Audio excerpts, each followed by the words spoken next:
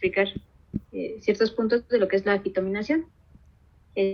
Bueno, para empezar, la fitorremediación es una ecotecnología que está basada en la capacidad de algunas plantas para tolerar, absorber, acumular y degradar algunos compuestos contaminantes, que en la actualidad está siendo aplicada en diversos países para recuperar los suelos contaminados, tanto por compuestos orgánicos como inorgánicos. La fitorremediación presenta diversas ventajas, entre las que se pueden destacar un menor costo económico, su aproximación más respetuosa con los procesos ecológicos del ecosistema. Esto quiere decir que, bueno, son ecosistemas edáficos, y como recordamos, que la edafología es la ciencia que estudia la naturaleza del suelo. Y bueno, y el hecho es ser una tecnología social, estética y ambientalmente más aceptada.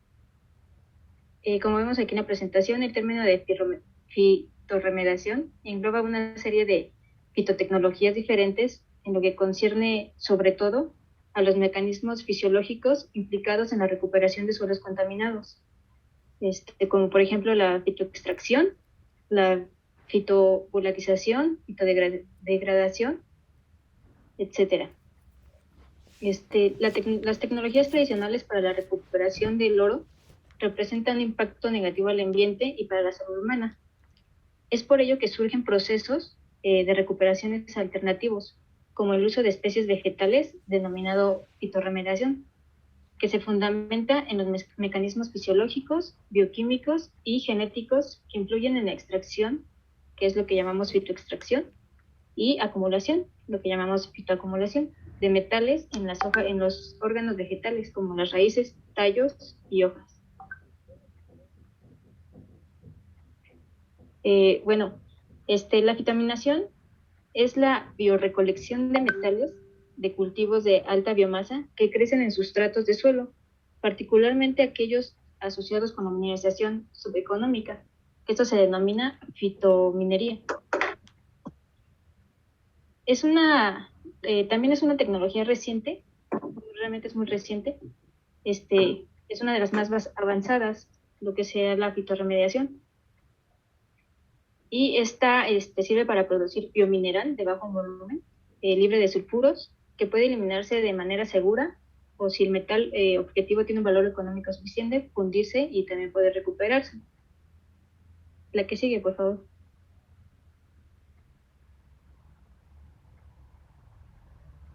Bueno, aquí los ensayos de campo intensivo se diseñaron específicamente para estudiar lo que es la fitominería, y no como un complemento de la fitorremediación. Estos ensayos se llevaron a cabo en Estados Unidos, en un cultivo natural de Streptatus puligaloides, así se llama.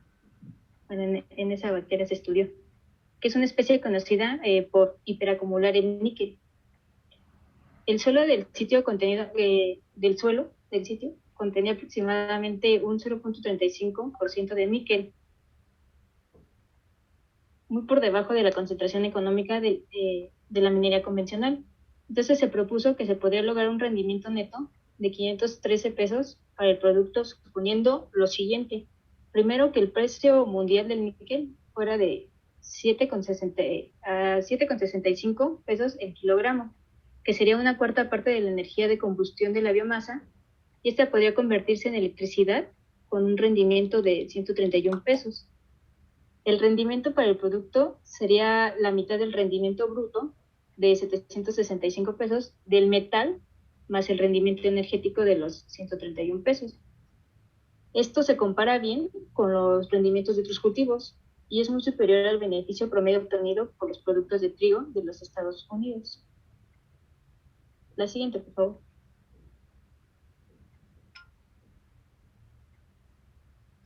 Bueno, el vínculo entre la mineralización y las plantas se ha conocido desde la época medieval, pero no fue hasta el siglo XX cuando fue posible analizar los tejidos vegetales para estas concentraciones de metales. Un punto focal de las interacciones entre las plantas del suelo es el microecosistema. Este rodea las raíces de las plantas, perdón, la rizósfera, que se caracteriza por diferentes condiciones físicas, químicas y también biológicas. Estas son creadas por las raíces de las plantas y su entorno edáfico circundante. Bueno, las plantas han mostrado varios patrones de respuesta a la presencia de altas concentraciones de metales en los suelos, y la mayoría pues han sido sensibles a una alta concentración de metales, y pues otros han sido desarrollados en su resistencia, tolerancia, y los acumulan en las raíces y los tejidos por encima de los suelos, como podrían ser los brotes, las flores, los tallos y las hojas. ¿La que sigue, por favor? Bueno, como objetivo principal es la remediación de los suelos contaminados. Sin duda es esencial que nuestra sociedad acometa a pues, la mayor brevedad posible la recuperación de los suelos degradados, y en particular pues lo que es la remediación de los emplazamientos contaminados, para así poder garantizar la sostenibilidad de estos servicios para las generaciones venideras. Bueno, esta tecnología tiene una aplicación potencial en la industria de los minerales para generar una ganancia económica mediante la producción comercial de metales mediante el cultivo. Bueno, y como último objetivo sería de la fitotecnología, no debe ser solamente eliminar el contaminante, sino también reducir hasta ciertos límites marcados en la legislación, sino también recuperar la salud del suelo. Entendida esta como la capacidad del recurso para realizar sus funciones de forma sostenible desde una doble perspectiva, que será la antropocéntrica, ecocéntrica.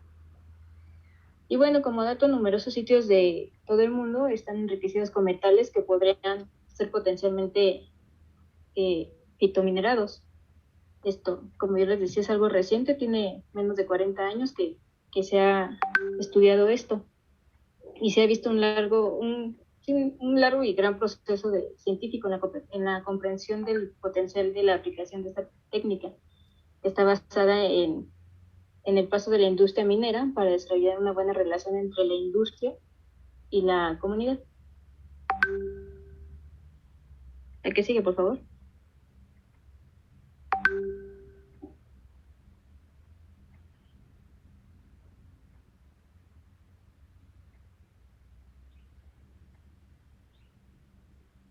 Y bueno, aquí tenemos una tabla de más o menos el precio que es de cada metal.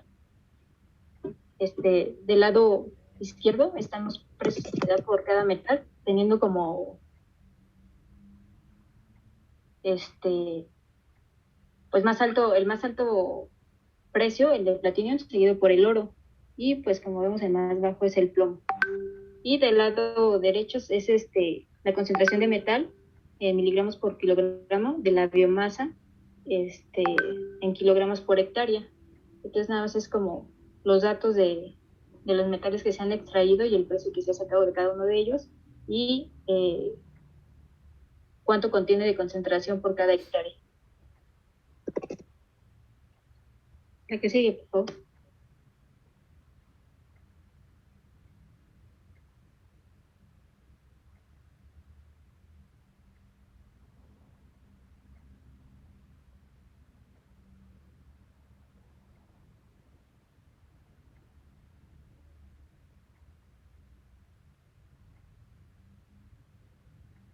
¿Qué pasó? Profe, es que mi compañero está teniendo problemas con internet. Déjeme ver si puede conectarse o le seguimos. ¿Ya me escuchan? ¿Me escuchan? Sí. Ya. Ay, perdón. Ya estaba hablando sola. Gracias. Bueno, todo esto, ¿cómo funciona? Pues bien, el material vegetal seco se reduce a una ceniza con o sin recuperación de energía, que se trata adicionalmente mediante métodos de tostado o fundición, y permiten recuperar los metales en una ceniza o mineral de acuerdo con los métodos convencionales de refinación de metales, como la disolución ácida y electrodisposición. Para esto existen dos factores más importantes, ya que muchos metales son en gran parte inmóviles y su biodisponibilidad para plantar raíces está restringida.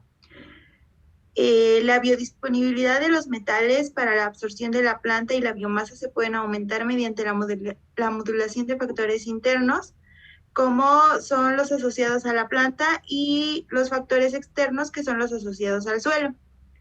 Para los externos, como ejemplos, tenemos el pH, los fertilizantes y los quelatos, que, bueno, los explicaremos más adelante. La siguiente, por favor.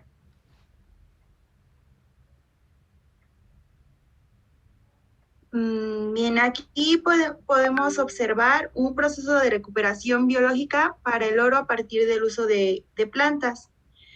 Para esto, lo primero es seleccionar una especie vegetal tolerante a las características físicas y químicas del residuo minero, que pueda ser, que produzca abundante biomasa y que sea capaz de hiperacumular el metal de interés. Estas características pueden definirse mediante pruebas de germinación y crecimiento en el residuo aurífero de estudio. Ya que es seleccionada la especie vegetal, puede ser sembrada y cultivada en el sustrato que contenga el metal de interés, como en este caso sería el oro, y durante su crecimiento se adicionarán algunos nutrimentos para maximizar su desarrollo. Ya que es alcanzada la madurez de la planta, se puede aplicar un agente químico sintético para favorecer una mayor solubilidad del metal e inducir con ello la hiperacumulación de oro o de otros metales preciosos. Posterior a una o 2 semanas, el cultivo puede ser cosechado y posteriormente puede ser secado a temperatura ambiente con el fin de eliminar la humedad, y así poder incinerarlo y reducir a cenizas en una mufla para poder recuperar el material de interés. Es importante mencionar que el JAL de mina se refiere a los residuos producidos por la actividad minera. La siguiente, por favor.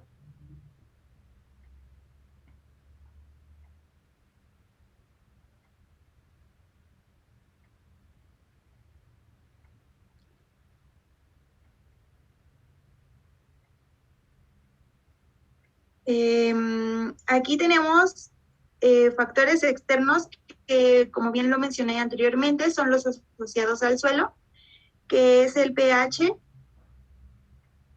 ¿Sí me escuchan? Sí, ¿Me escuchan? sí. Hola. Sí, te escuchas. Perdón, es que mi internet está fallando mucho y ya no sé si me escuchan bien. Sí te escuchas. Ah, ok. Sí te escuchas bien, Bueno, compañera. uno de estos factores es el pH.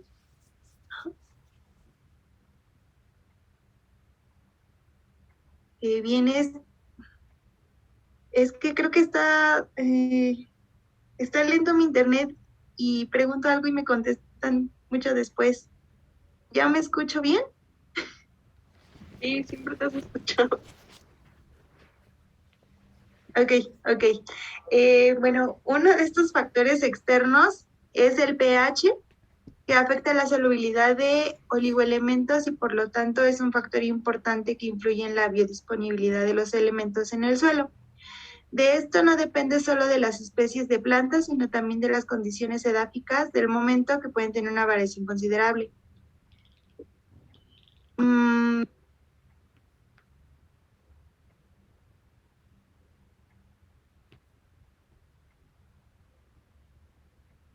Para este factor, unas posibles enmiendas para reducir el pH incluye fertilizantes, los cuales pueden contener amoníaco, ácidos orgánicos e inorgánicos y azufre elemental.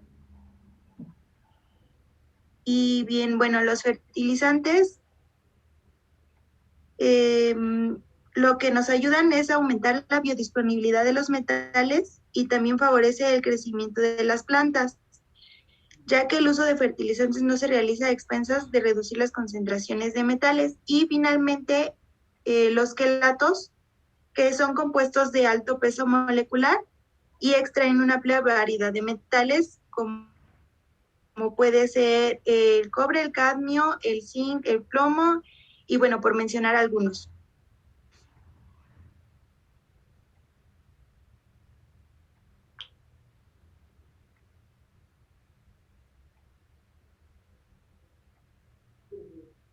En esta parte, una característica general de estas especies es su lento crecimiento y producción limitada de biomasa, como la extracción total de metales, que es el producto de la biomasa y la concentración de metales en el tejido.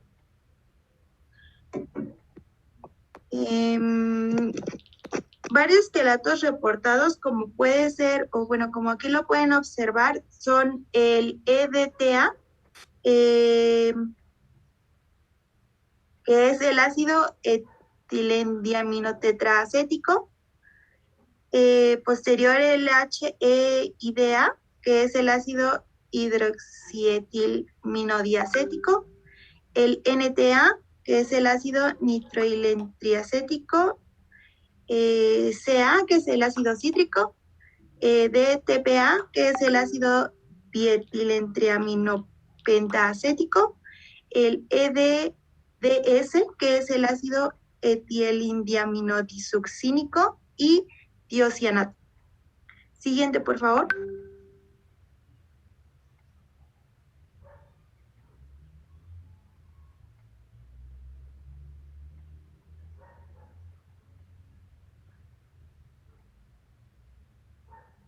Aquí es importante mencionar que el fenómeno de las plantas que acumulan concentraciones excesivas de metales pesados se denomina hiperacumulación. Para esto, el criterio actual para definir un hiperacumulador es que sea una planta que pueda acumular metal a una concentración que es 100 veces mayor que las plantas normales que crecen en el mismo ambiente. Los hiperacumuladores extraen eficientemente los metales de los suelos y luego los trasladan a los tejidos por encima del suelo para que después de un crecimiento suficiente la planta se coseche y se deje secar. Siguiente, por favor.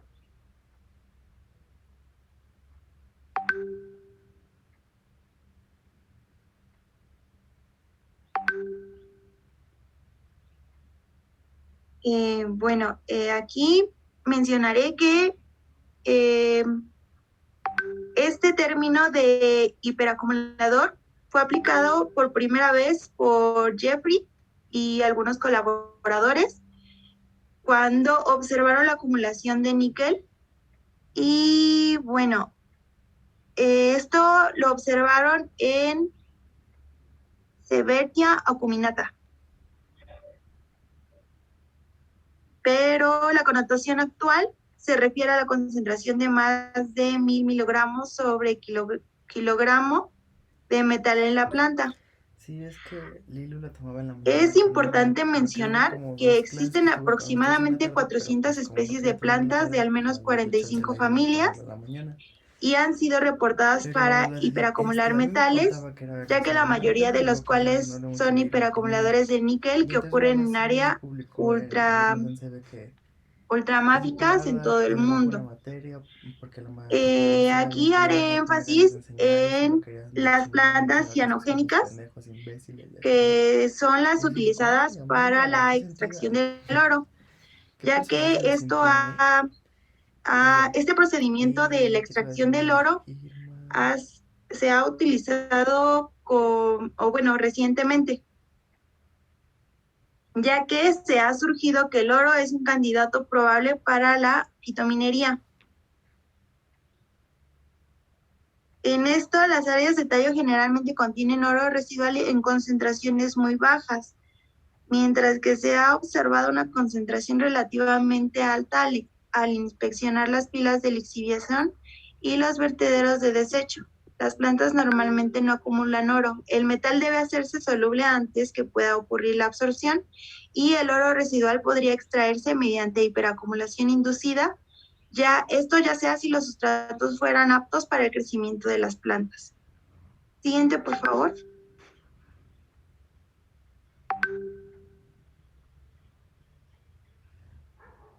Y bueno, ya entrando más en lo particular, nuestro tema, más que la fitominación, habla de la fitominación bioasistida por microorganismos.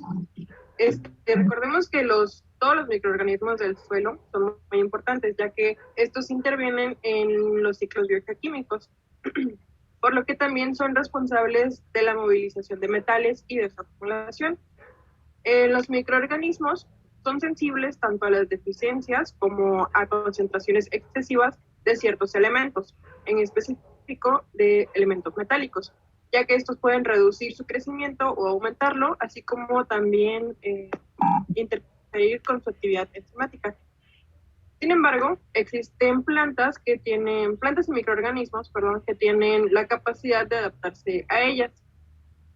Para esto es importante recordar el término de rizosfera, que es toda la zona del suelo que va a rodear la raíz de cierta planta, y en esta los microorganismos van a desempeñar funciones que son de importancia en relación con las plantas, así como los ciclos biogeoquímicos, como lo hemos estudiado con los elementos que son carbono, nitrógeno, fósforo, azufre, y en específico en esta práctica el del hierro y de otros metales.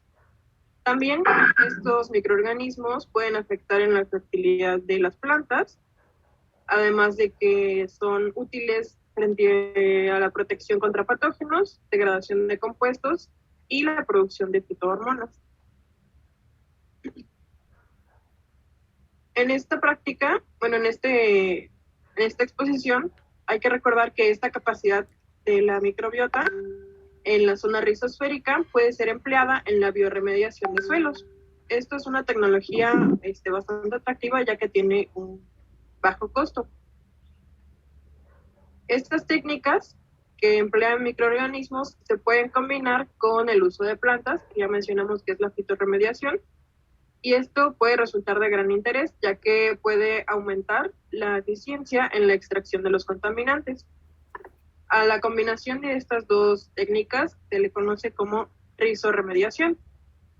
Y en general existen el grupo de bacterias que van a favorecer el crecimiento de las plantas hiperacumuladoras, y se van a denominar rizobacterias promotoras del crecimiento vegetal. Y, por favor.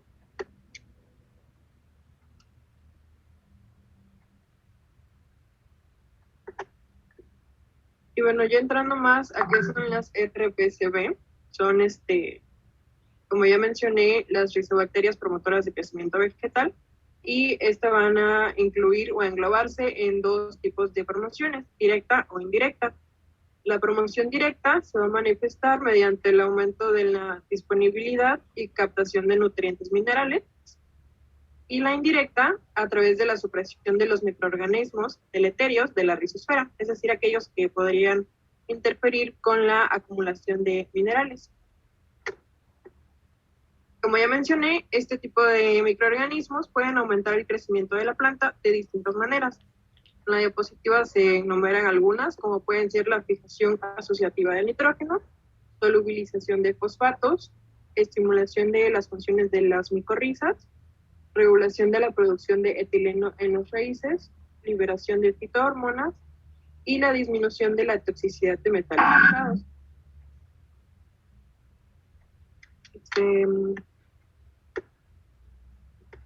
Así, la asociación de estas bacterias rizosféricas va a requerir también de adaptaciones específicas, como la de altos niveles de metales pesados. Entre estas funciones van a promover la movilidad y la disponibilidad de tales metales a las plantas mediante la producción, puede ser de sideróforos o reduciendo el pH, entre otros,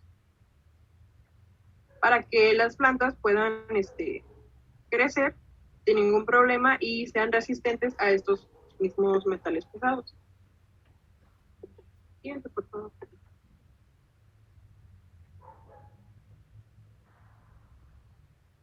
Y como voy a mencionar, estos microorganismos nos van a ayudar también a la movilidad de los metales mediante sus enzimas, que nos van a ayudar y producir energía para la planta.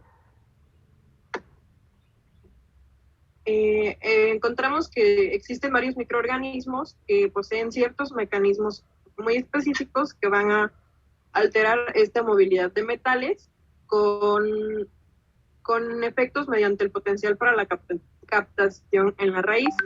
Estos microorganismos pueden ayudar a detoxificar metales mediante la transformación en su número de oxidación o precipitación química o volatilización.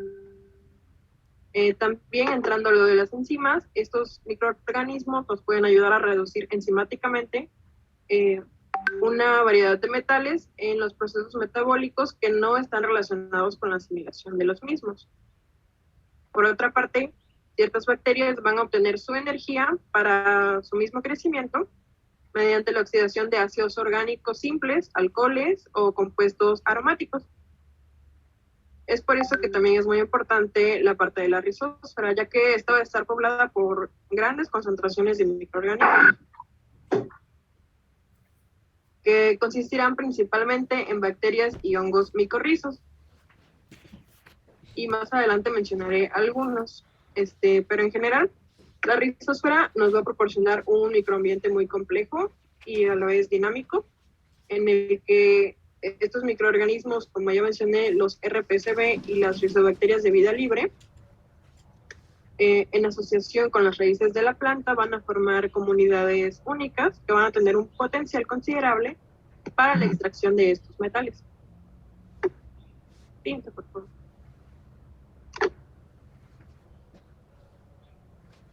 Y bueno, aquí tenemos algunos ejemplos de microorganismos. Puse a Xanthomonas maltophilia, que es capaz de inducir la transformación de otros Xanthomonas, de otros iones de metales tóxicos, como es el plomo, el mercurio, oro y la plata. Puse a Penicillium ocrocloro. Posee la habilidad de precipitar una variedad de metales pesados, como son el cobre, níquel, plomo y el cadmio. Y justo estas propiedades son las que han como incitado a ciertos investigadores a proponer el uso de estos microorganismos para la remoción de metales tóxicos de los suelos contaminados. También encontré uno que es en Cuba, en la sierra de Cajalbana, donde en un suelo metalífero se aislaron 34 cepas bacterianas de la rizosfera de 3 plantas hiperacumuladoras de níquel, que son Phyllanthus orbicularis, Leucocotron, Philomelia y de suelo no rizosférico. De estos, la mayoría eran bacilos gram negativo. Y en este mismo estudio se demostró la presencia del género Pseudomonas, Azospirillum, Azotobacter, Dexia, Bacillus, Beijeringia y Herbaspirillum. Siguiente, por favor.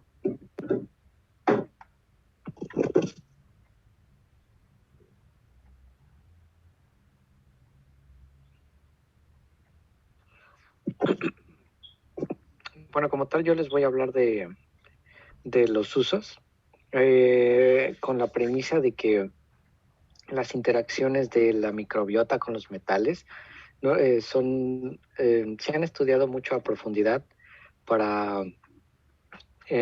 la contaminación ambiental que estos provocan al ambiente, y también como rama de la biotecnología ambiental, que es más o menos a lo que nos vamos a enfocar ahora mismo.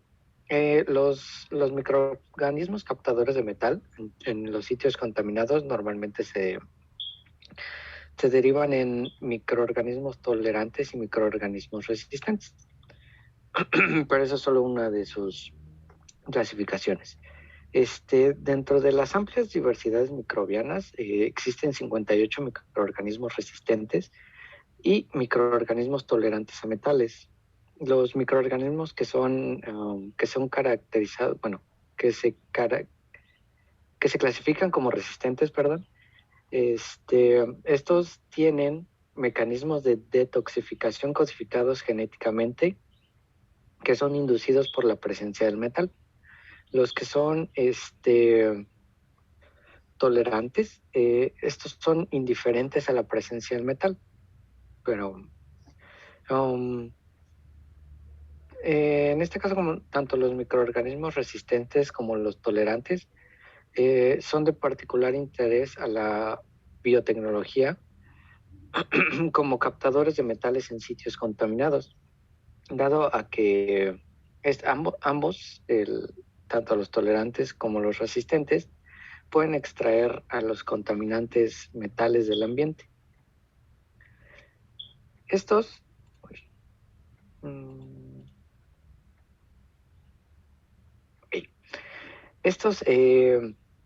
se derivan en etapas teóricas, y hay algunas plantas piloto de fitominería donde se pueden ver el desarrollo de estos microorganismos y cómo interaccionan con el ambiente.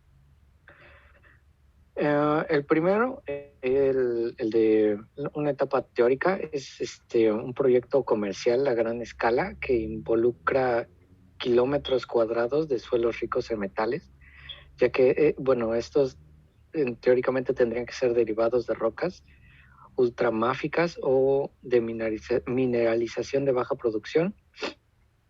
Y en un segundo escenario, igual es el más probable, es que el fitomejoramiento por parte de algunos pequeños agricultores en una región, el agricultor podría cultivar algunas hectáreas de un material vegetal y recolectarlo para procesarlo en una instalación cercana y cerca de una gran ciudad donde los desechos industriales se podrían usar como materia prima de la planta de incineración.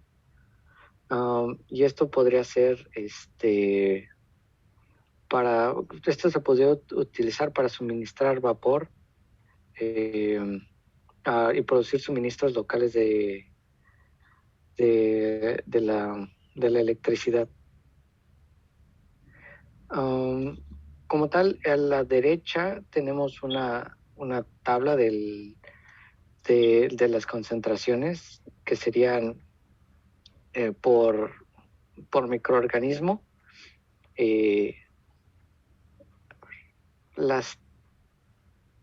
Sería la cantidad de biomasa producida por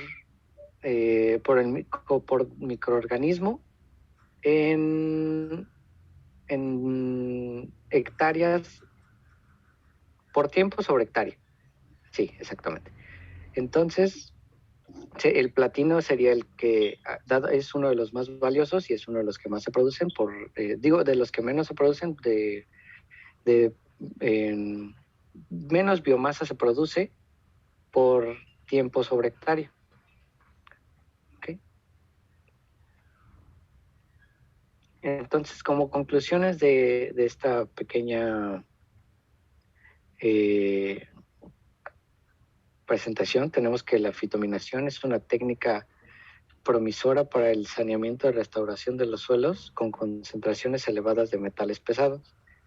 Y la fitominería es una alternativa que permite recuperar cantidades residuales de oro, plata, plomo, zinc y cobre, níquel, entre otros metales, mediante el uso de plantas bioasistidas por los sistemas acoplados que ya tiene el microorganismo. La fitominería ofrece la posibilidad de explotar yacimientos o suelos mineralizados, ya que de otra manera no son rentables para trabajar.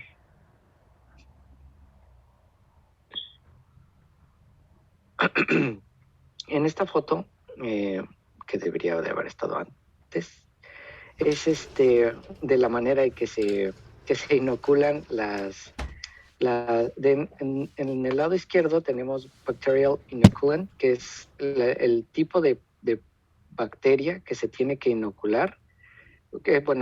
Son ejemplos. Son el tipo de bacteria que se tiene que inocular del lado izquierdo en la columna de las bacterias. ¿En qué planta se tendría que inocular? ¿En qué substrato tendría que ser? La cantidad de sustrato que tendría que ser. La duración en días del experimento, y si el inóculo se pone en la semilla de la planta o en el substrato. En ambos casos no se tendría que reinocular en ningún caso, y nos daría una densidad celular de CFUs. Estos son algunos de los experimentos que se hicieron, bueno, de los que investigamos. ¿Qué son CFUs?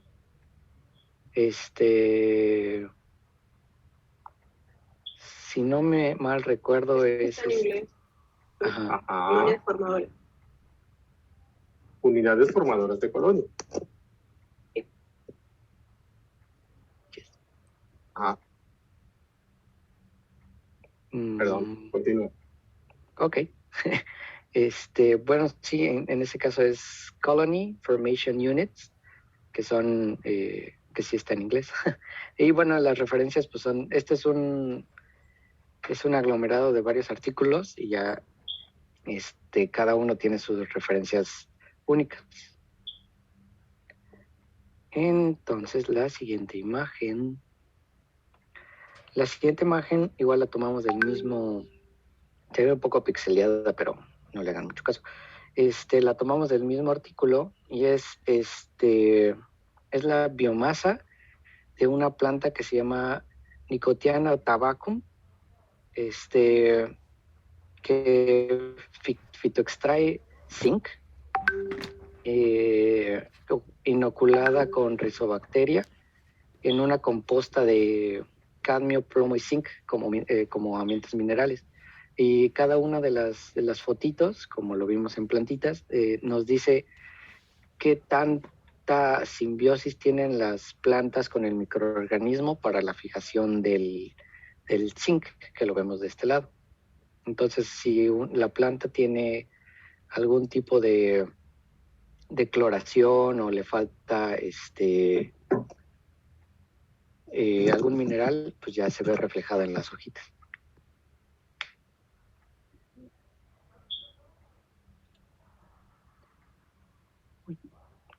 Y traemos un pequeño video, pero no sé si se escuche. A ver, ¿me pueden decir, por favor?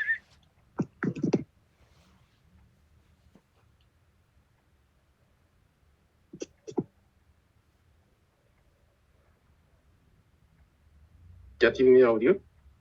No se escucha. No se escucha.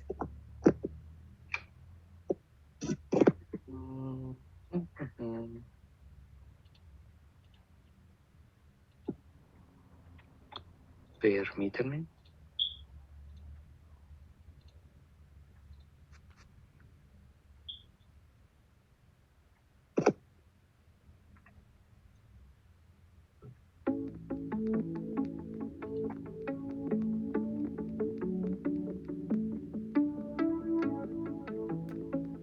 Hi, and welcome back to freesciencelessons.co.uk. By the end of this video, you should be able to describe how phytomining and bioleaching are used to extract copper. And this material is for higher tier students only. In an earlier topic, we looked at how to extract metals.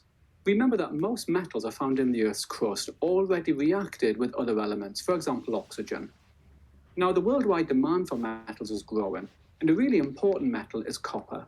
Copper is used in electronic equipment such as phones. I'm showing you a copper mine here. Every year, millions of tons of metal ore are extracted from the Earth's crust in mines like this. A metal ore contains enough metal to make it economical to extract the metal, and the word economical means cost-effective. Now, there is a problem here as copper ores are becoming scarce. In other words, they're running out. This means that we're going to have to extract copper from low-grade ores. Low-grade ores contain only a very small amount of copper, and that means that it's harder to extract the copper economically from these ores. So we're going to look now at how this is done, and you need to learn these methods. The first method is called phytomining. In phytomining, plants are grown on land containing the metal compound that we want. These plants absorb the metal compound and they concentrate it in their tissue. The plants are then harvested and burned. At the end, the ash contains a relatively high concentration of the metal compound. Now, the other way of extracting metals is called bioleaching, and this uses bacteria. In bioleaching, bacteria are mixed with the low-grade ore. The bacteria carry out chemical reactions and they produce a solution called a leachate. And the leachate contains the metal compound that we want. So at the end of both phytomining and bioleaching, the metal compound that we want has been extracted from the low-grade ore. We now need to extract the metal from the compound. In the case of copper compounds, we can displace the copper using iron. That's because iron is more reactive than copper. We usually use scrap iron, which is cheap. We can also extract the copper using electrolysis. Now, there are a couple of key points about phytomining and bioleaching. Firstly, both of these allow us to economically extract metals from low-grade ores, and that's important as the Earth's resources of metal ores are limited. Secondly, these methods do not involve digging, transporting, and disposing of large amounts of rock, unlike in traditional mining. Remember, you'll find plenty of questions on phytomining and bioleaching in my revision workbook, and you can get that by clicking on the link above.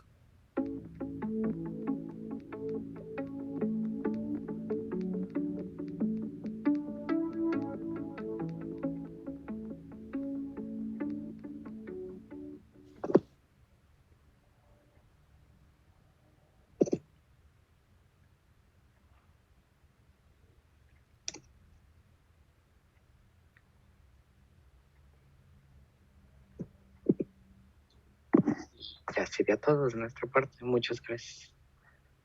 ¿Dudas, chicos?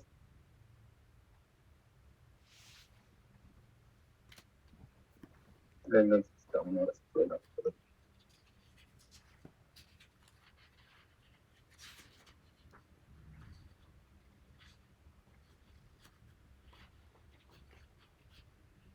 ¿No hay dudas?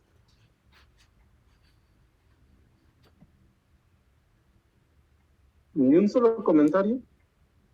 Estuvo muy bonita su presentación.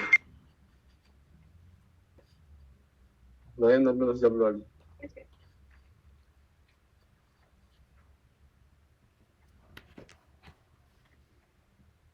No hay más comentarios, chicos. Bueno, calma.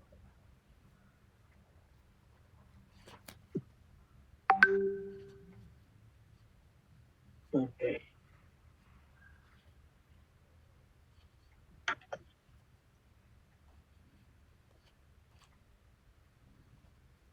Este tema es uno de los más interesantes que pueden ver desde el punto de vista de la biotecnología de los suelos, porque va a englobar tres conceptos que se dieron desde los años 60 del siglo pasado. Todo el mundo quiere, después de la Revolución Verde, hay dos tipos de fechas o programas que habían determinado que se iba a acabar la hambruna en el mundo.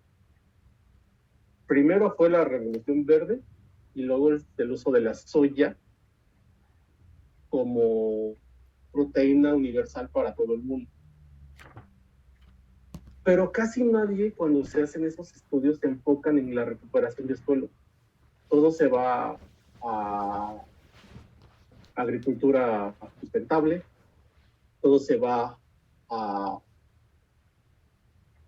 producción a gran escala de una cierta planta con un alto contenido energético, pero se dan cuenta que no hay estudios para la recuperación de suelo. Hay estudios para la producción, estudios para ya no degradar, pero no había estudios para recuperar suelo.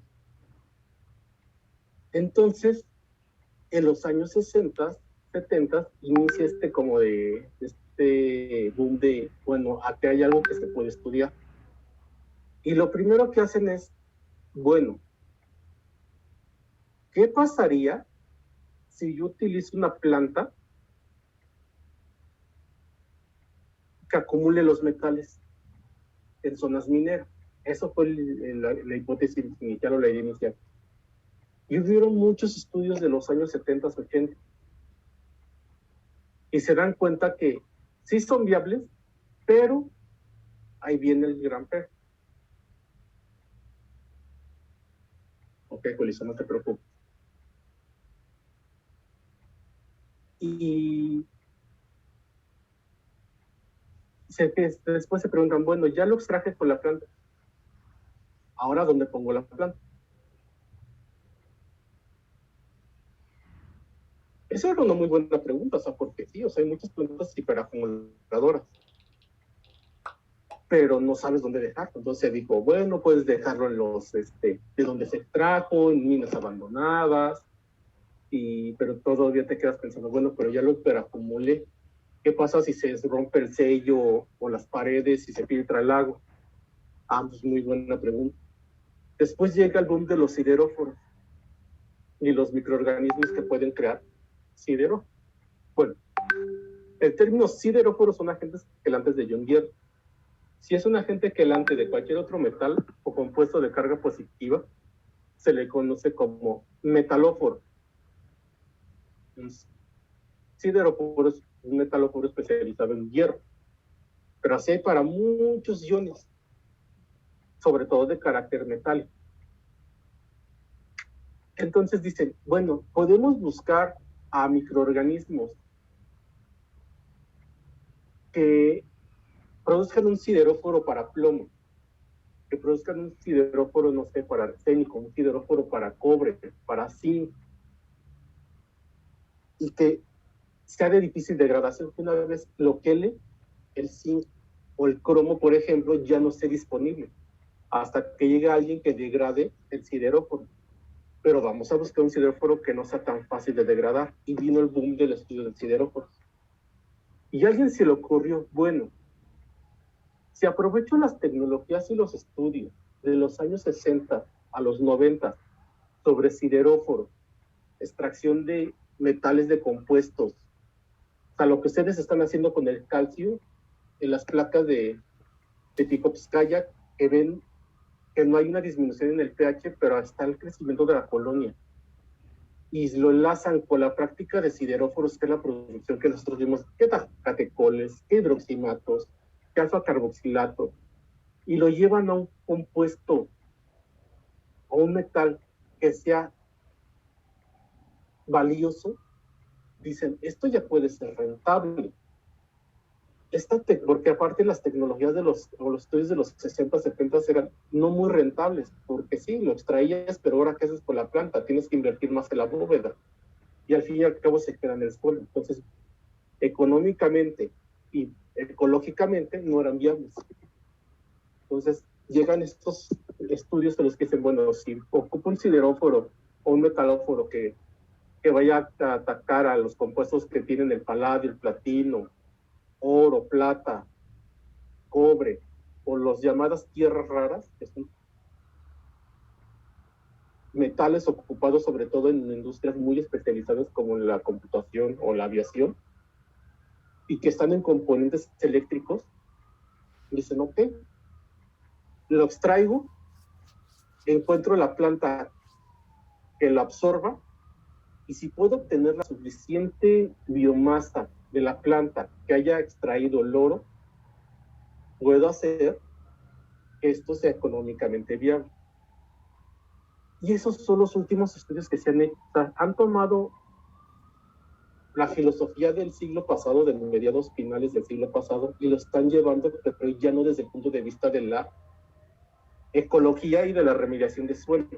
Lo están llevando desde el punto de vista de un poquito más hacia lo económico. ¿Y en dónde se cree que se puede aplicar?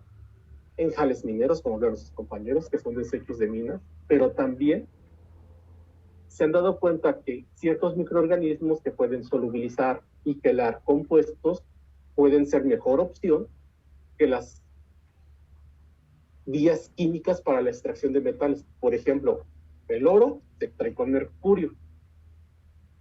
El mercurio es súper tóxico.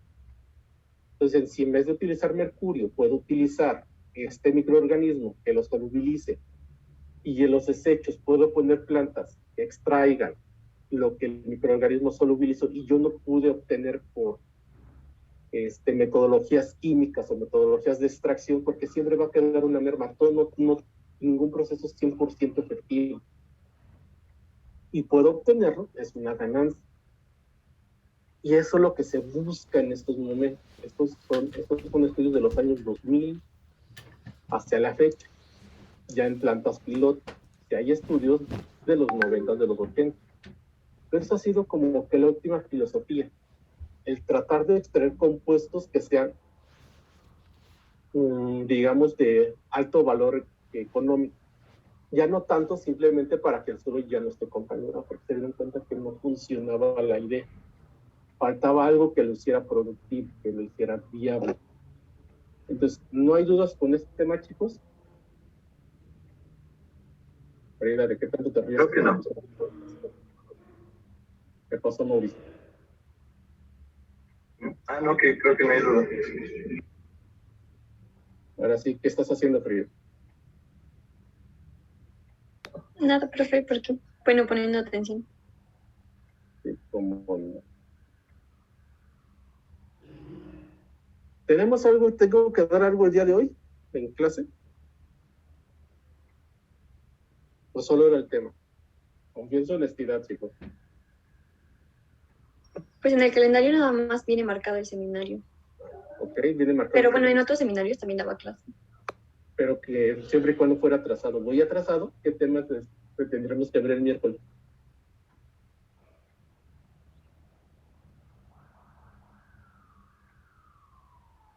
Es que según el calendario, hace como 2 o 3 clases teníamos que ver rizósfera, pero eso lo vimos apenas el miércoles pasado. Entonces, según yo, sí vamos un poco atrasados, ¿no? A ver, ¿qué dice tu calendario que tenemos que ver la clase de miércoles? El miércoles dice cianobacterias anabaena sola. Ok. Déjame ver. Entre rizósfera, concepto y efecto. Y sola. Ok, sí, vamos a ver un tema. Vamos atrasados por una clase.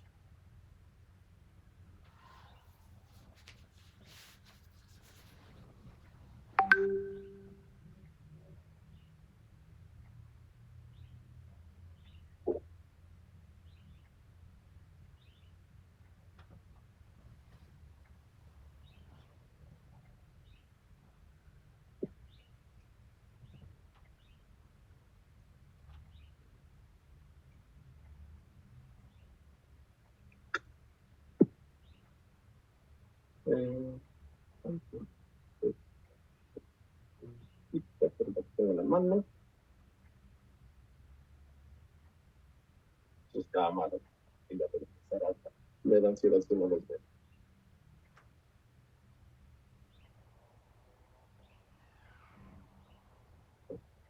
Arriba.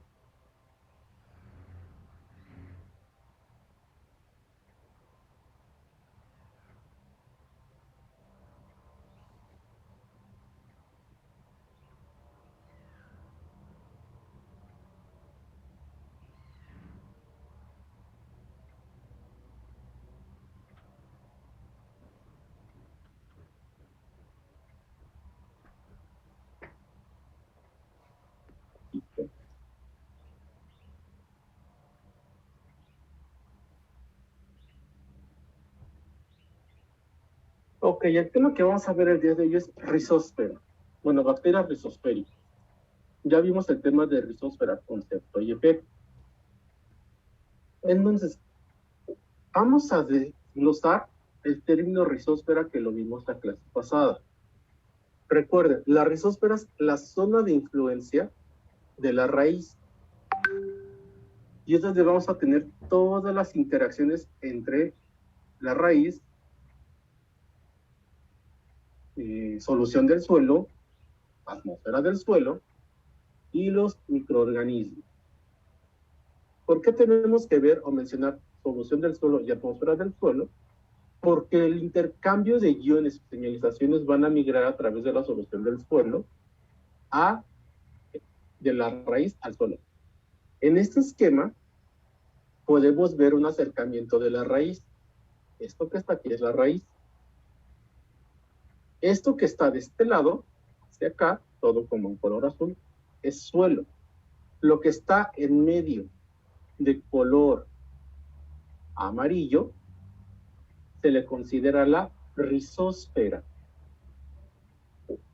es la zona de influencia de los exudados de la raíz. Todo lo que la raíz exuda y puede viajar a través de la solución del suelo y llega hasta un cierto punto, ya no puede migrar más. Todo eso es la rizósfera.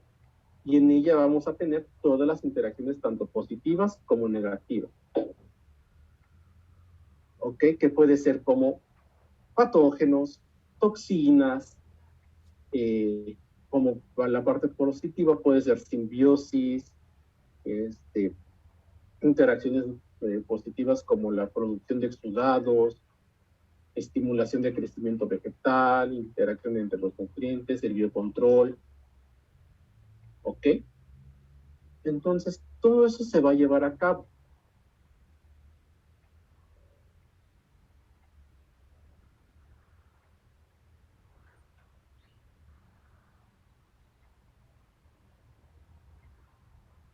Y entre las interacciones que vamos a tener por parte de microorganismos y plantas, podemos tener los reguladores de crecimiento vegetal. El etileno, la fibrelina, ácido indolacético, ácido oxídico, citoquinina. También vamos a tener fitotoxinas, como es el ácido paraminobenzoico, el cumárico, acético, cianhídrico, benzoico.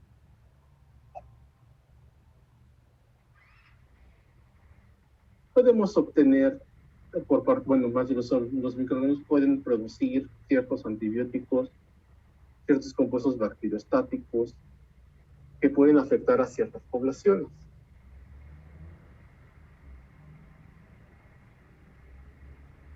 ¿Qué es una PGPR? Es una bacteria promotora del crecimiento vegetal. Puede ser llamada rizobacteria.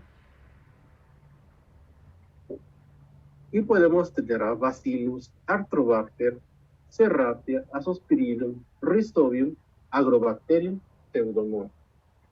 Ojo. Este género ahorita se le conoce como Radiobacter, si no me recuerdo. Es fitopatógeno. Este es malo.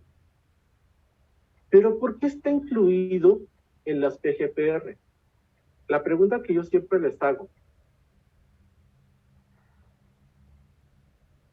a cada uno de ustedes es, ¿todas las PGPR serán buenas?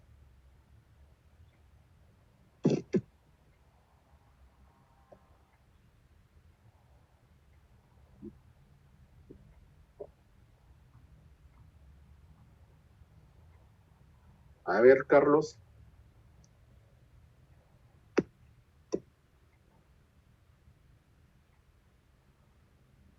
¿Estás ahí?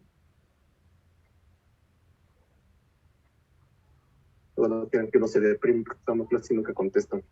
Profe, pues se supone que para que, bueno, o sea, que cualquier microorganismo o bacteria que produzca algún efecto benéfico sobre la planta, pues ya es considerado un PGPR, ¿no?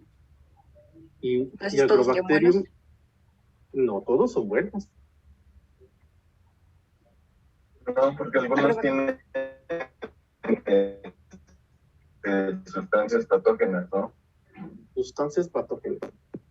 A ver si con este ejemplo queda un poquito más entendido el concepto. Digamos que en otro universo paralelo tengo otro grupo donde no hay ninguno de ustedes y son otros alumnos y estoy dando esta materia. Todos ustedes van a egresar, bueno, ese grupo va a egresar, van a llevar a cabo su ciclo de vida, por el cual se van a casar con un novio, una novia, se van a juntar, puede ser.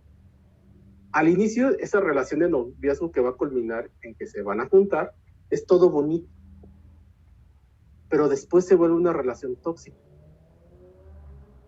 Y al cabo de 2 años terminan en los juzgados de lo familiar.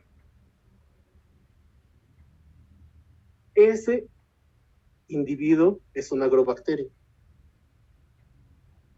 Al inicio es bueno, porque puede crear ácido indolacético. Es una PGPR, promueve el crecimiento vegetal. Está haciendo que la raíz de la planta sea más vigorosa, con más raíces adventicias. Pero una vez que penetra a las células de la raíz, se vuelve patógeno. ¿Por qué? Porque va a vivir de lo que la planta produce. Y Agrobacterium es tan canijo que en su plasmido-TI tiene los genes para dos fuentes de carbono que se llaman opalinas. Son dos compuestos diferentes que ambos entran dentro de ese término. Algunos otros los conocen como pinas. Pero lo que le hace a la planta es decirle, ¿sabes qué? Yo no quiero lo que tú fotosintetizas. Yo quiero que me sintetices estos y yo voy a comer de esto. Pero no te voy a dar nada a cambio. Tú me vas a servir a mí. Entonces la planta, en vez de producir la fuente de carbono que a ella le gusta y que puede utilizar, empieza a producir la fuente de carbono para Agrobacterium. Al inicio fue una PGPR, pero se considera patógeno. Caso contrario, por ejemplo, de Rhizobium. Rhizobium también puede colonizar la raíz y va a crear una tumoración o un nódulo en este caso. Pero en vez de decirle a la planta, ¿sabes qué? Quiero que produzcas esto para mí, le dice, ¿qué te parece si me das la fuente de carbono que tú produces, pero yo te voy a dar el nitrógeno que yo fijo? Ahí ambos cooperan. Y es una simbiosis, es algo positivo. Pero ambos son PGPRs. ¿Sí me explico? Entonces, no todas las PGPRs son buenas. Siempre habrá algún microorganismo que al inicio pueda producir algo que beneficie a la planta. Pero si al final la asociación es negativa para la planta, se le considera un patógeno, sabiendo que era una PGPR. ¿Todo el mundo comprende este concepto? Sí, pues sí.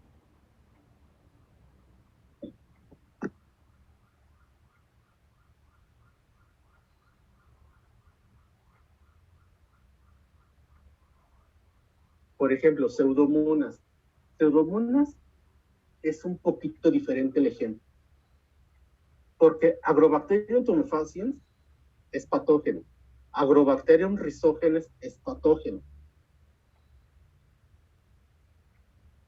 Pseudomonas, hay algunas que son PGPRs que son beneficiosas, hay unas pseudomonas que son patógenas para el hombre y hay otras pseudomonas que son patógenas para las plantas. Entonces, no vamos a decir y englobar que pseudomonas es buena o mala. Vamos a tener que irnos hasta la especie. Ciertas especies de pseudomonas son patógenas, ciertas especies son promotoras del crecimiento vegetal y se pueden utilizar en biofertilizantes. Pero hay que saber más bien qué especie es. Y estos son todos los mecanismos de promoción del crecimiento vegetal.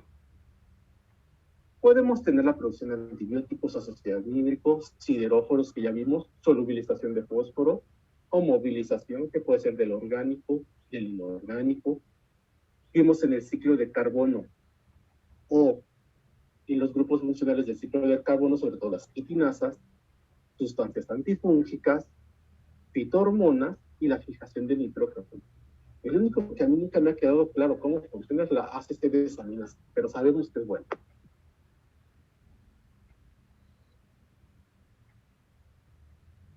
Entonces vamos a ver primero las PGPRs en la fijación asimbiótica de nitrógeno. Este sería, si hablamos de fijación asimbiótica, sería un método indirecto, porque no pasa el nitrógeno del microorganismo a la raíz. Primero pasa del microorganismo al suelo y del suelo a la raíz. Cuando hablemos de fijación simbiótica de nitrógeno, será un método directo, sin un intermediario. ¿Sí me explico? Entonces tenemos que incrementa la fertilidad del suelo, sobre todo con Azotobacter, Bacillus, Clostridium, Beijerichia. ¿Ok, chicos? Entonces, primero ellos lo fijan, cuando ellos mueren se libera el suelo y es cuando la planta lo puede utilizar. La solubilización de fósforo. podemos tenerla por Bacillus, Pseudomonas, Azospirillum, Azotobacter y los Rhizobacter. Productores de sideróforos pueden ser Pseudomonas, Bacillus, Burkhodelias, que el género Burkhodelias en los últimos 10 años ya se separó.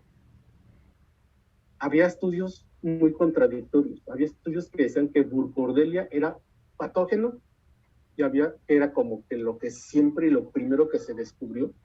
Y después se empezaron a ver estudios que decían que Burkholdelia era PGPR y era muy beneficiosa a las plantas. Ya en los últimos 4 años se acuñan 2 géneros, que era Burkholdelia y Paraburkholdelia, siendo Burkholdelia los patógenos por lo general y Paraburkholdelia las PGPR que son buenas. Efecto directo: aumenta la disponibilidad de hierro, sobre todo de los sideróforos. ¿Qué significa? Es que hay plantas que pueden o tienen los receptores para los sideróforos producidos por los microorganismos y lo pueden captar de forma directa. Y un efecto indirecto es que al quelarse el ion hierro no queda disponible para los hongos que son patógenos.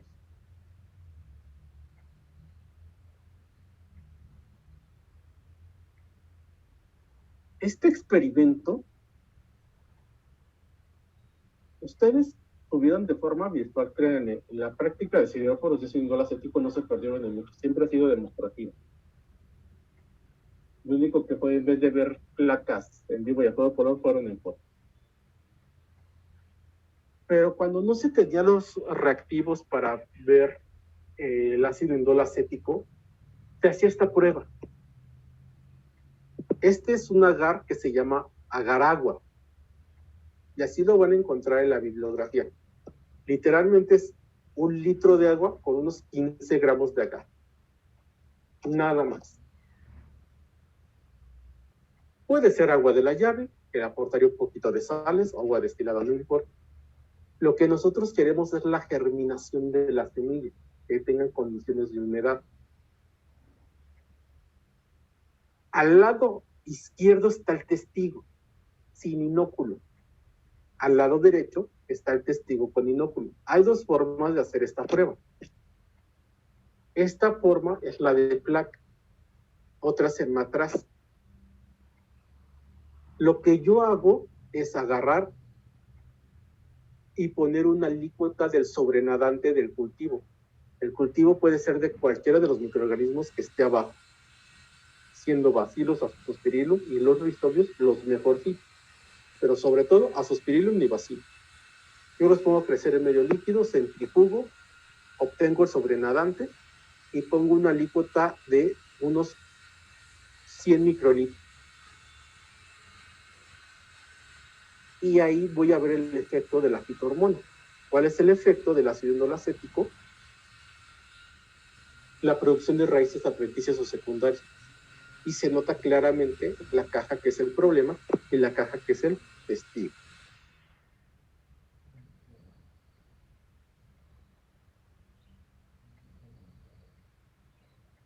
Otro efecto indirecto. Vamos a hablar de los exopolisacáridos. Los exopolisacáridos se pueden decir que son aglutininas. ¿Qué significa que aglutinen?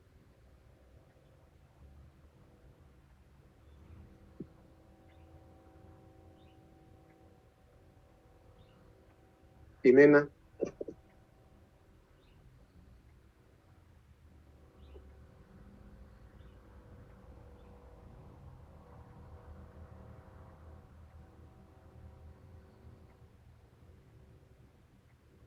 Jimena.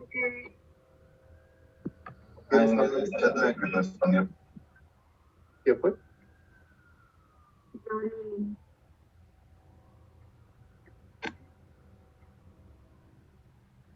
Escucho una voz, pero no sé quién es. Yo, Lili. A ver, ¿qué pasó? Pues como que precipitan, ¿no? Como que forman unos tipos como, no sé, como grumitos. ¿Tú estás hablando como la prueba de aglutinación de la inmunología? Sí, exactamente, me acordé de eso. Más o menos. Aquí lo que va a pasar es que al tener partículas de suelo disgregadas, como el caso de las arenas, las aglutinidas van a hacer que se aglomeren, que se junten, y le va a dar mejor estructura al suelo. Al tener una mejor estructura y que no esté tan suelto, la raíz se puede anclar. Ese es el efecto de la aglutinación o las aglutininas en la agregación del suelo. También tenemos actividades enzimáticas en la rizósfera. Que todo va a depender de los microorganismos que estén involucrados y del estado fisiológico o tecnológico. No va a ser lo mismo las actividades enzimáticas o los exudados radicales de una planta joven a una semilla, a una plántula, a una planta adulta.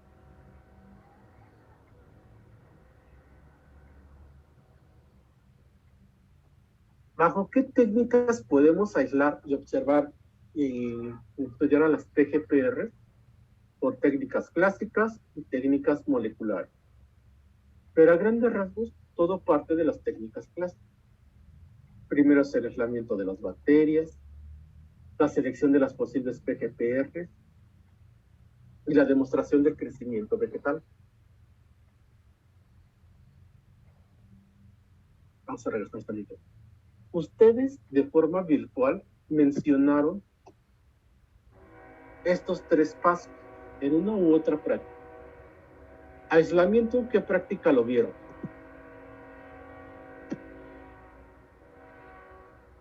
Osiris.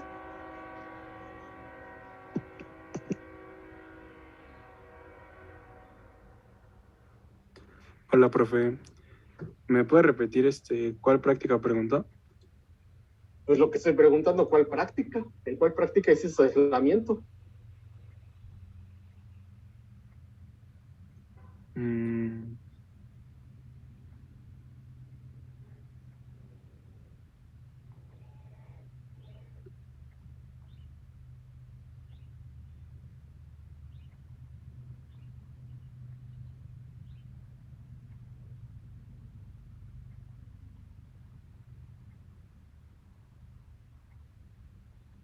¿Qué pasó, Osiris?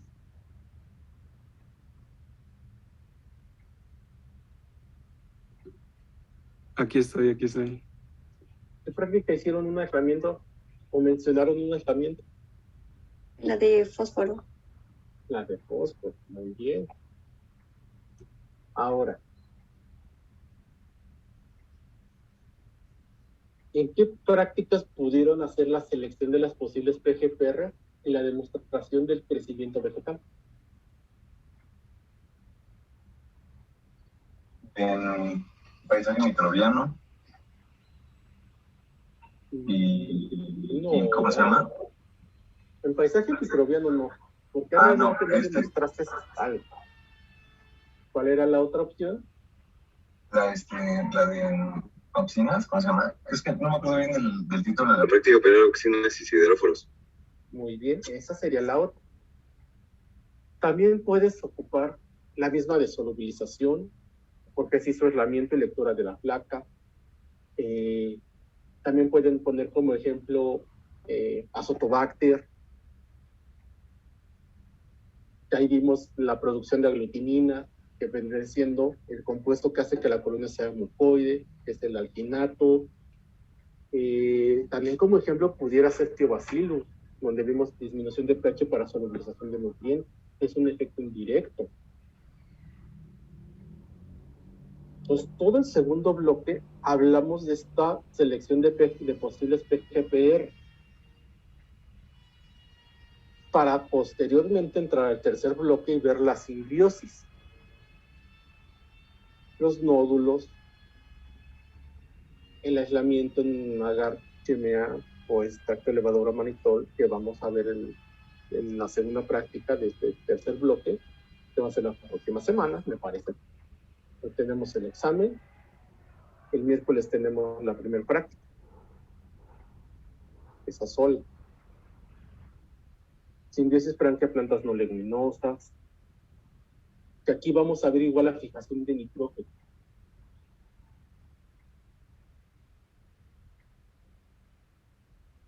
Ya hablarán sus compañeros que les toquen esos dos temas, tanto de Rhizobium como de franquia, qué tipos de nódulos, qué tipo de asociación, en qué estructura se da la simbiosis, en qué estructura se da la fijación de nitrógeno. Pero tanto los Rhizobium como franquia son efectos directos. No hay ente intermediario que esté en el suelo. Ya está el microorganismo dentro de la raíz. Si están dentro de la raíz, se consideran endófitos, microorganismos que viven dentro de la raíz. Ahorita vamos a ver el ejemplo de un microorganismo endófito, pero que puede vivir también en la parte de afuera, y eso va a ser muy importante. Ya hablamos de las micorrizas. Hasta aquí, los dos temas que vimos de efectos directos os mencionamos que vamos a desglosar en los últimos temas, es el tercer bloque, que es Rhizobium. Diferentes fijación de nitrógeno molecular amonio.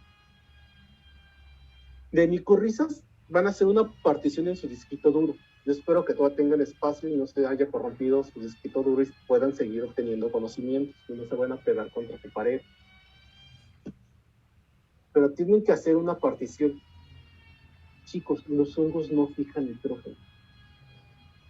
Vamos a estudiar los hongos desde el punto de vista que hacen una simbiosis con la raíz, están dentro de la raíz, pero que su micelio puede migrar a través del suelo, la rizósfera.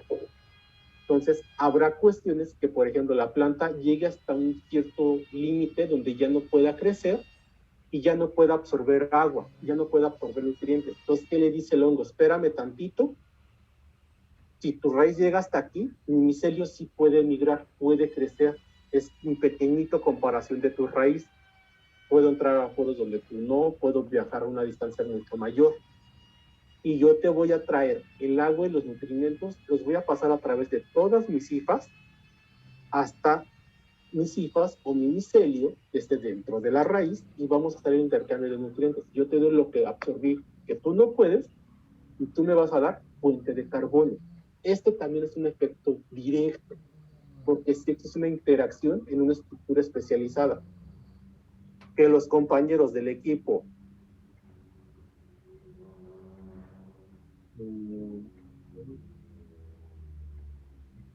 creo que este es equipo 4, nos va a hablar de esta práctica que es ectomicorriza.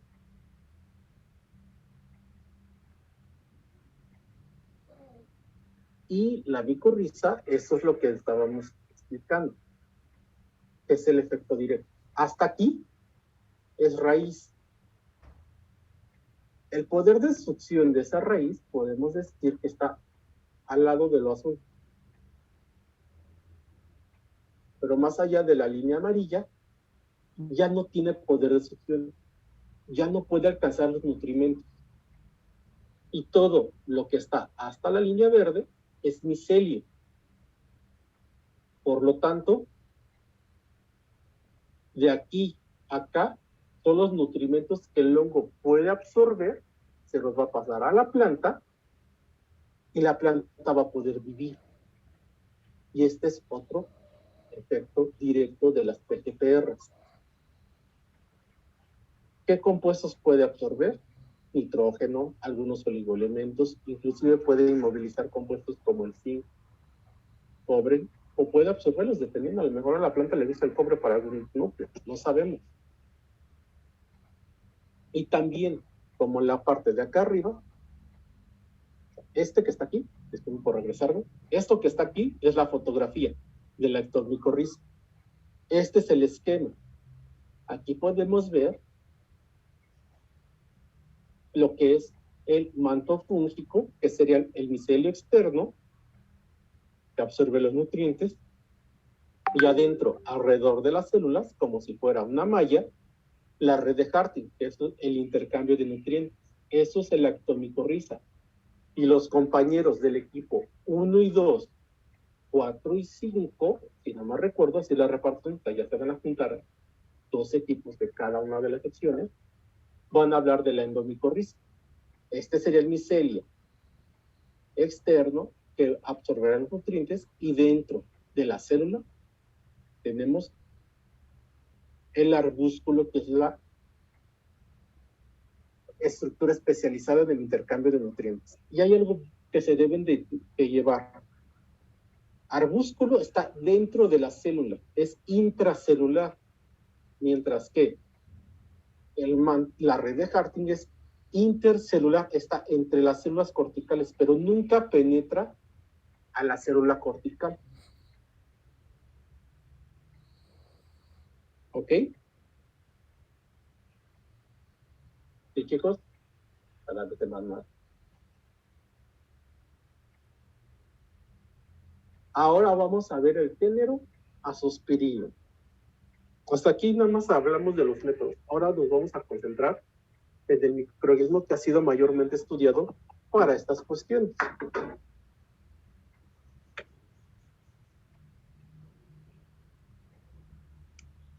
Azospirillum. En el año de 1922, Weigeri, que ya lo vimos en clases pasadas, describió una bacteria fijadora de nitrógeno que la aísla del maíz, de la rizósfera sobre todo de las gramíneas. Y la nombra como Azotobacter spirillum. Cree que es una Azotobacter. En años posteriores,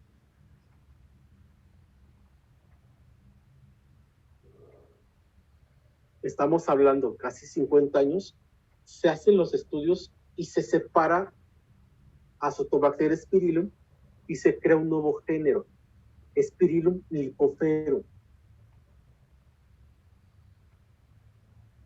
Para 1975 se había dado cuenta que casi todos los Spirillum venían de maíz y que eran fijadores de nitrógeno. Al ser fijadores de nitrógeno, digamos que al nombre se le anexa el prefijo azo. Entonces ya se acuña el término Azospirillum, que es como lo conocemos actualmente, siendo Azospirillum lipoferum la primera especie en ser descrita.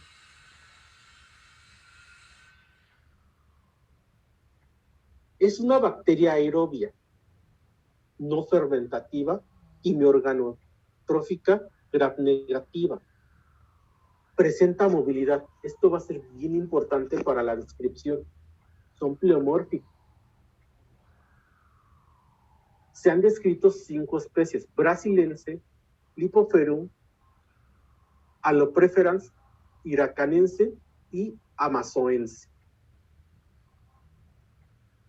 Son 5 las especies descritas de este género hasta el momento.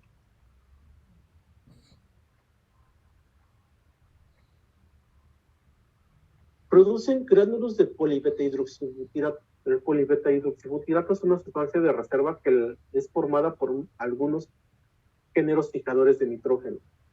Para estario, habrá muchos microorganismos que lo puedan crear, pero aquí nos interesan los fijadores de nitrógeno. ¿Quiénes lo crean? Sobre todo Azotobacter y Azospirillum. El pH óptimo de crecimiento es neutro, un poquito alcalino, 7.2, 7.5, algunos pueden crecer a pHs de 6. La temperatura de crecimiento es de 33 a 41, dependiendo la especie. Algo también muy importante para la diferenciación de especies es el requerimiento de biotina.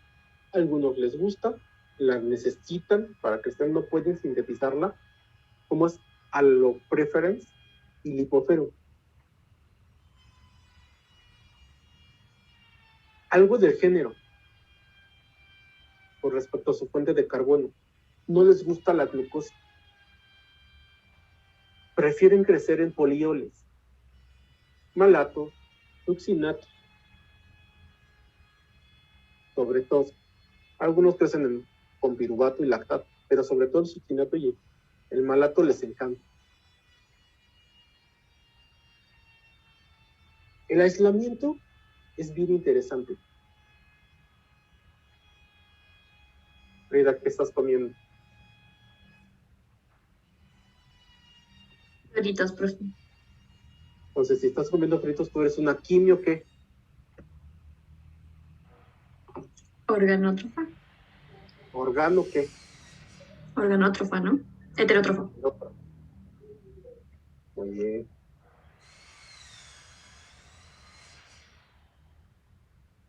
El aislamiento.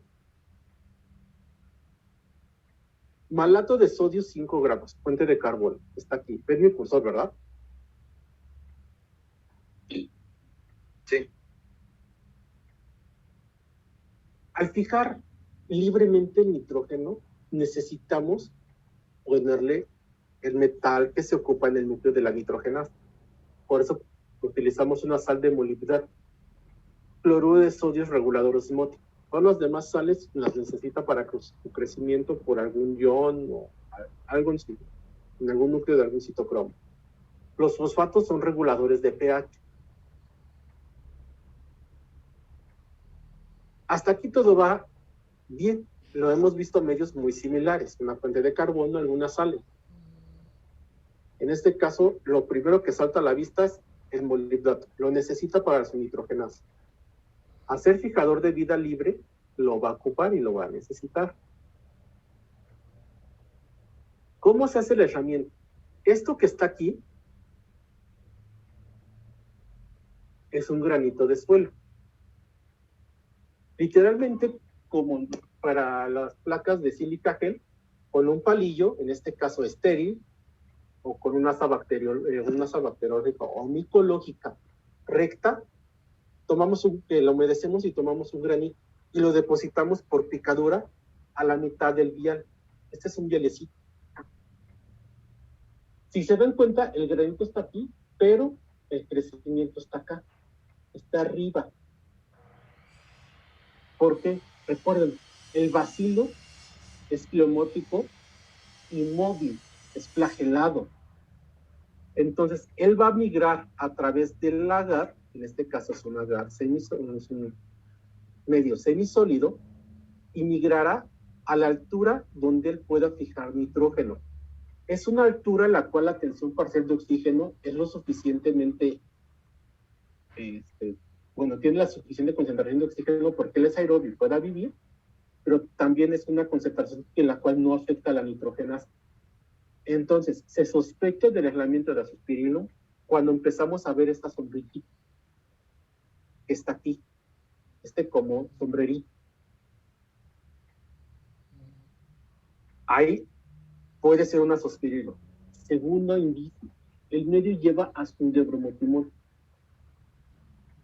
El azul de bromotimol es verde, a pH neutro. El medio inicialmente debe ser de color verde. Si se alcaliniza por la fijación de nitrógeno, se vuelve de color azul. Segundo indicio. Ok. Tercer indicio. Yo tengo que hacer una preparación en fresco. Voy a agarrar una gotita de agua destilada, de preferencia estéril, y voy a poner por picadura, voy a picar la sombrillita y lo voy a pasar a la gotita de agua. Le voy a poner cubreobjetos y la voy a mirar al microscopio sin ninguna tinción. Porque lo que yo voy a ver a inmersión son fantasmitas refringentes que se andan moviendo por toda la preparación. Porque es móvil. Con esos tres indicios, yo lo que puedo hacer es una purificación. ¿Qué es lo que yo hago? Pico la sombrillita, pero donde no esté el suelo.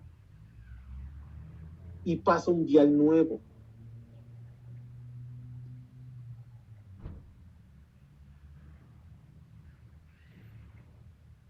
Este sería el acercamiento. pico a los extremos, y así voy haciendo los pasos en varios viales, hasta obtener un cultivo.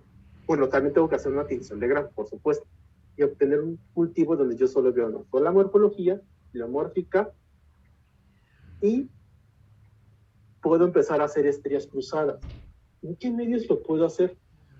Puedo hacerlo en medios que sus compañeros dijeron de fijadores asimbióticos de nitrógeno. ¿En cuáles vimos? Fijadores asimbióticos, ¿qué medios mencionaron? Que me fue ahorita. Burks es ¿Medios, uno. profe? Sí, medios de cultivo. El de sílica gel con solución salina de Winogradsky. No, ese no me sirve para hacer estrías. Aunque podría utilizar la solución salina de Winogradsky con agar noble. Pero sí, puede ser una opción. Otro está el de Burks. Es el que ahorita me acabo de acordar. ¿Qué otro vieron, chicos? Ay, por Dios, también no saben los medios.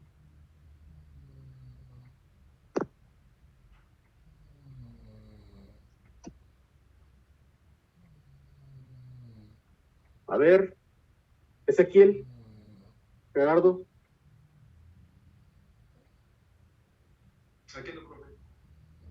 ¿Qué otros medios de cultivo para fijadores libres de nitrógeno conoces?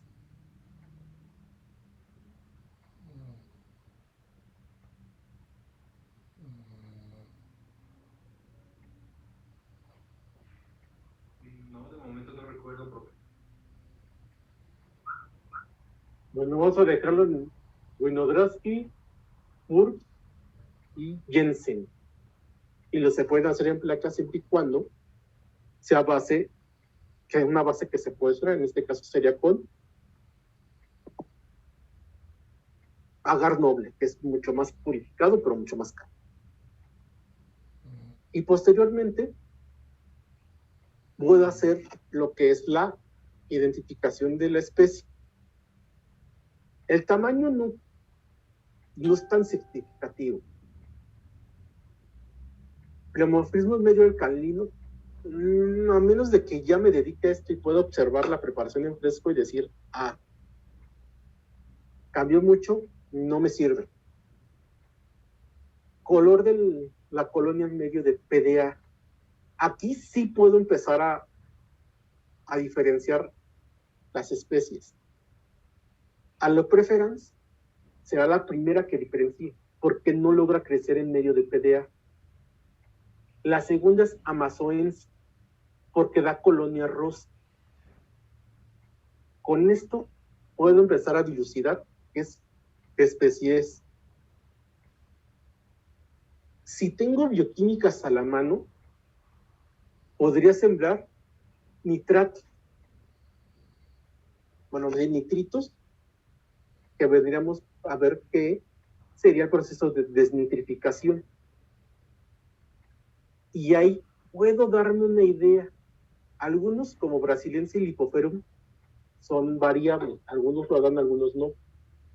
Pero si yo veo una colonia blanca en PDA, nitratos negativo, ya me estoy inclinando que puede ser un Amazoense. Si no crece en PDA y dan nitratos, la producción de nitratos positiva, puede ser un Allopreferens. ¿Sí van viendo cómo se van leyendo esas tablas, chicos? Requerimientos de biotina. Este es esencial. Lipoferum y Allopreferens la necesito. Entonces van a dar positivo. Los otros dos dan negativo. La utilización de glucosa no les gusta, pero Lipoferum y Amazoense no la desprecia. Saccharosylactos, Amazoense no la desprecia. ¿Ok? Entonces, la combinación de todos estos resultados, de todas estas bioquímicas, sobre todo PDA, nitrato, producción de nitritos a gas, igual, Allopreferens es que lo produce siempre. requerimientos de biotina, glucosa, sacarosa y lactosa son lo que me puede dar por bioquímicas la obtención de la especie. ¿En qué bases puedes utilizar la glucosa, sacarosa y lactosa? Puede ser en base púrpura de bromocresol o rojo de fenil, cualquiera de las dos, las que tengas a la mano.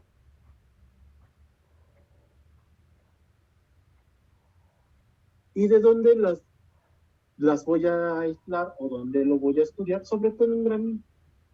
Ahorita vamos a ver por qué se consideran Azospirillum uno de los mejores PGP.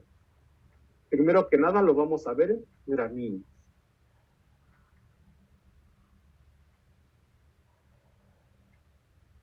En esta tabla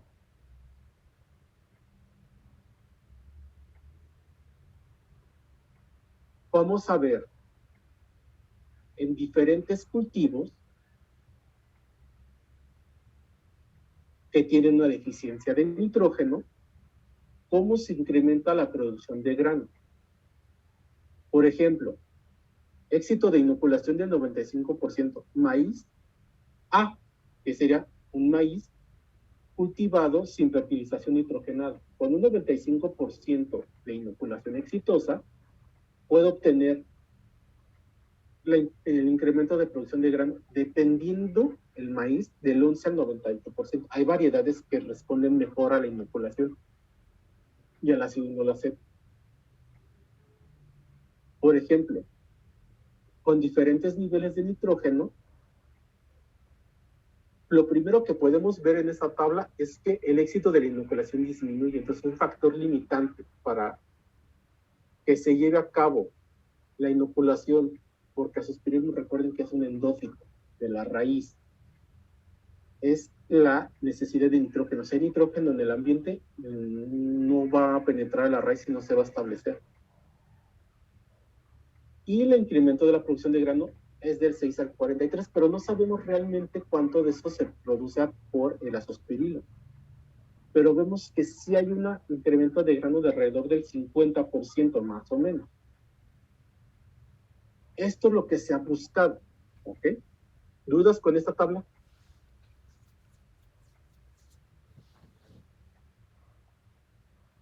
No, profe. En general, el incremento de esa producción de grano no se debe a que Azospirillum le dé nitrógeno a la planta. No, el Azospirillum es celoso, le costó fijar su nitrógeno. Entonces, y aparte es muy poquito, de 2 a 3 kilogramos de nitrógeno por hectárea al año. Cuando un cultivo de agricultura intensiva necesita alrededor de 250 kilogramos de nitrógeno por hectárea por año, entonces Azospirillum no les, realmente a la planta no les sirve. El aporte es muy bajo, pero ¿por qué en la tabla superior hay un incremento en el grano? Porque hay un incremento en la producción y elongación de la raíz. Por lo tanto, visto desde un punto de vista indirecto, tiene más raíz que puede absorber más la fertilización química. O la raíz puede migrar a lugares más lejanos y obtener nutrientes de otros lados. O puede haber más raíz donde puede colonizar hongos formadores de micorriza y obtener nutrientes de lugares más lejanos. Entonces vamos a ver que Azospirillum lo vamos a ver como un productor de fitohormonas, sobre todo de ácido indolacético. Y ya para terminar con este tema, vamos a platicar un poquito de cómo podemos ver la producción de esas fitohormonas a partir de Azospirillum. La producción sobre todo de ácido indolacético se ve por cromatografías, las citocininas, por ensayos inmunológicos, radioinmunoensayos, las giberelinas en cromatografía de gases acoplado a espectrofotometría de masas. ¿Ok? ¿Cuáles son las que podemos hacer en el laboratorio? Las cromatografías en columna o en placa. ¿Ok, chicos?